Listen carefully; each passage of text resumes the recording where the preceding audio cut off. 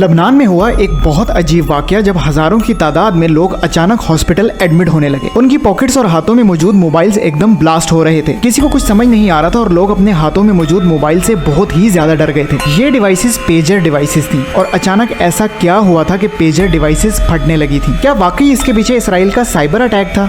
और अगर ऐसा साइबर अटैक मौजूद है तो क्या हम अपने मोबाइल्स जो हर वक्त हमारे हाथों में रहते हैं इनसे महफूज हैं? जानेंगे आज की वीडियो में। आप देख रहे हैं पो नेटवर्क और मैं हूं पो। 17 सितंबर 2024 दोपहर के 3:30 बज रहे हैं और अचानक से ब्लास्ट की आवाजें सुनाई देने लगी। तकरीबन 2800 लोग जख्मी हो गए और 12 लोग इस ब्लास्ट में शहीद हो गए, जिनमें हेल्थ वर्कर, हिजबुल्लाह के लोग और एक हिजबुल्लाह मेंबर जिनकी बेटी शामिल है। ब्लास्ट असल में एक ऐसी डिवाइस में हो रहे थे जिसको पेजर कहा जा रहा है। पेजर डिवाइस एक ऐसी डिवाइस होती है जैसे वॉकी टॉकी होती है, जो शॉर्ट और सिक्योर कम्युनिकेशन के लिए यूज की जाती है। जैसा कि आप जानते हैं कि अब स्मार्टफोन्स का दौर है, तो पेजर जैसी डिवाइसेस कॉमनली पीपल यूज नहीं करते, लेकिन ये devices emergency, health care department और डेफिनेटली वार में भी यूज होती हैं, जहां रिलायबिलिटी यानी कम्युनिकेशन का हर हाल में होना बहुत ही जरूरी होता है। मोटरोला जैसी बड़ी कंपनीज भी स्मार्टफोन्स के अलावा ये वॉकी टॉकी नुमा पेजर्स डिवाइसेस बनाती हैं, ताकि जहां कम्युनिकेशन का पहुंचना जरूरी हो वहां ये पेजर डिवाइसेस चल सकें, क्योंकि ये एनालॉग कम्युनिकेशन पर काम कर रही होती हैं, जैसे रेडियो और टेलीफोन लाइंस कम्युनिकेशन वगैरह। इसराइली एजेंसी काफी टाइम से एक ऐसे प्रोजेक्ट पे काम कर रहे थे जिनमें हिजबुल्लाह ग्रुप के स्मार्टफोन्स हैक करना और लोकेशन ट्रेस करना वगैरह शामिल था। हिजबुल्लाह ग्रुप जो कि इसराइल के अगेंस्ट लड़ रहा है, वो ये पेजर डिवाइसेस इसलिए यूज कर रहे थे क्योंकि उनके मुताबिक स्मार्टफोन सिक्योर बिल्कुल भी नहीं है और स्मार्टफोन से लोकेशन भी ट्रेस हो जाती है।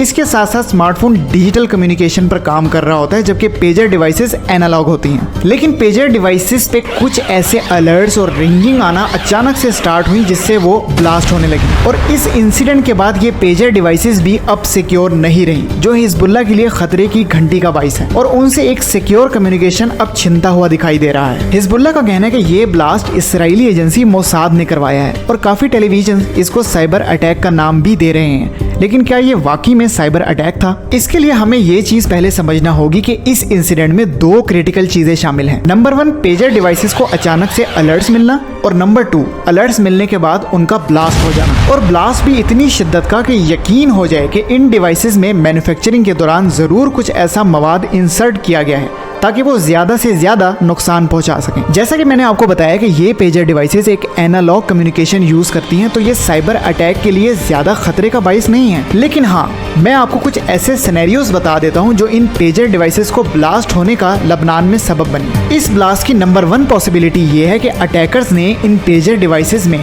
ड्यूरिंग मैन्युफैक्चरिंग या आफ्टर मैन्युफैक्चरिंग टेम्परिंग की, और जब ये डिवाइसेस हिजबुल्लाह मेंबर्स के पास आ चुकी तो हैकर्स ने उस नेटवर्क को हैक कर लिया जिस नेटवर्क से ये तमाम पेजर डिवाइसेस अटैच थी, और उसके बाद उन पेजर डिवाइसेस को अलर्ट्स भेजना शुरू कर दिए जिससे वो ब्लास्ट हो गई। नंबर 2 पॉसिबिलिटी ये हो सकती है कि इन डिवाइसेस में बॉम्ब मटेरियल डालने के बाद इनको कुछ ऐसी मखसूस फ्रीक्वेंसी से ट्रिगर किया गया ताकि वो ब्लास्ट कर जाएं। नंबर 3 पॉसिबिलिटी ये हो सकती है कि ड्यूरिंग मैन्युफैक्चरिंग और फिजिकल टेम्परिंग के बाद इन डिवाइसेस के अंदर एक ऐसा छोटा सा सॉफ्टवेयर ऐड किया गया जो पेरेंट चाइल्ड की तरह काम करता हो, यानी तमाम डिवाइसेस चाइल्ड हो और एक ऐसी डिवाइस हो जिसका सॉफ्टवेयर पेरेंट के तौर पर काम करे, और वो पेरेंट डिवाइस अटैकर के अपने पास हो, और जब पेरेंट डिवाइस चाइल्ड डिवाइसेस को ब्लास्ट होने का सिग्नल दे तो वो ब्लास्ट कर दे। नंबर 4 पॉसिबिलिटी ये भी हो सकती है कि हिजबुल्लाह के अंदर से ही कोई ऐसा गद्दार मौजूद हो जो इन डिवाइसेस को टेम्पर्ड कर रहा हो या फिर एक्सटर्नल एजेंसीज की हेल्प कर रहा हो, ताकि वो इस एनालॉग कम्युनिकेशन में एंटर होकर डिवाइसेस को ट्रिगर करे और वो डिवाइसेस ब्लास्ट हो जाए। इन तमाम सिनेरियोज में एक बात यकीनी है कि जिस शिद्दत के ब्लास्ट हो रहे हैं, इन डिवाइसेस में जरूर कुछ ना कुछ ऐड किया गया है और डिवाइसेस का फोरेंसिक यानी बिफोर यूज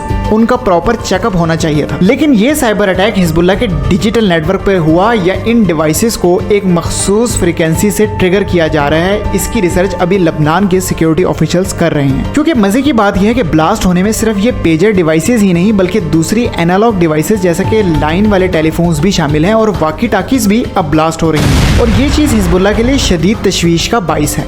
आजकल के दौर में होने वाली न्यू वार स्ट्रेटजी में से यूज की जाने वाली ये स्ट्रेटजी साइबर वारफेयर कहलाती है, जिसकी वजह से साइबर सिक्योरिटी का जानना बहुत जरूरी है। अब सवाल ये पैदा होता है कि ये अटैक तो वो था जिनमें कम्युनिकेशन पूरी तरह डिजिटल भी नहीं थी और ज्यादातर एनालॉग और सिक्योर थी, तो क्या जो स्मार्टफोन्स आपके हाथों में इस वक्त मौजूद हैं क्या वो सेफ रह सकते हैं? बिल्कुल भी नहीं। हमारे हाथों में मौजूद ये डिवाइसेस बहुत ही ज्यादा अनसेफ हैं और इजीली ट्रेसेबल भी हैं। आप क्या कर रहे हैं, किधर जा रहे हैं और इवन आप क्या खा रहे हैं, ये इन्फॉर्मेशन तो आप खुद भी फेसबुक जैसे सोशल मीडिया वेबसाइट पर डाल रहे होते हैं। तो इसलिए ये कहना कि आपके हाथ में स्मार्टफोन एक बॉम्ब की हैसियत रखता है, बिल्कुल गलत ना होगा। क्योंकि हमारी कंट्री में अब भी जब मुहर्रमुल हराम या कोई भी बड़ा इवेंट आता है तो तमाम सिग्नल ब्लॉक कर दिए जाते हैं, ताकि इन केस अगर कोई बॉम्ब इस इंतजार में है कि उसे ट्रिगर किया जा सके तो ऐसा मुमकिन ही ना हो सके, क्योंकि सिग्नल तो ब्लॉक होते हैं। इसीलिए डिफरेंट ऑर्गेनाइजेशंस आज भी कम्युनिकेशन के लिए ओल्ड सिस्टम्स या एनालॉग बेस्ड डिवाइसेस यूज करती हैं ताकि उन पर साइबर अटैक ना हो सके। यानी जब आपके पास ऐसा मीडियम ही नहीं रहेगा जिस पर डिजिटल अटैक हो सके तो आप सेफ रहेंगे। लेकिन ये अटैक एनालॉग डिवाइसेस पर हुआ है, इसलिए इस अटैक ने तमाम ममालिक के कान अब खड़े कर दिए हैं कि साइबर अटैक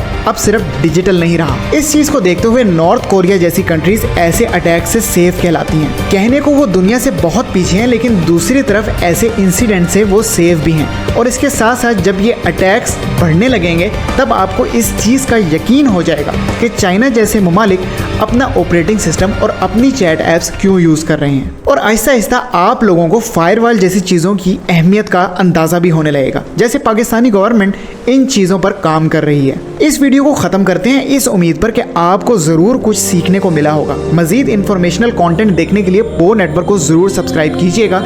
मिलते हैं नेक्स्ट जबरदस्त सी वीडियो में। अल्लाह हाफिज।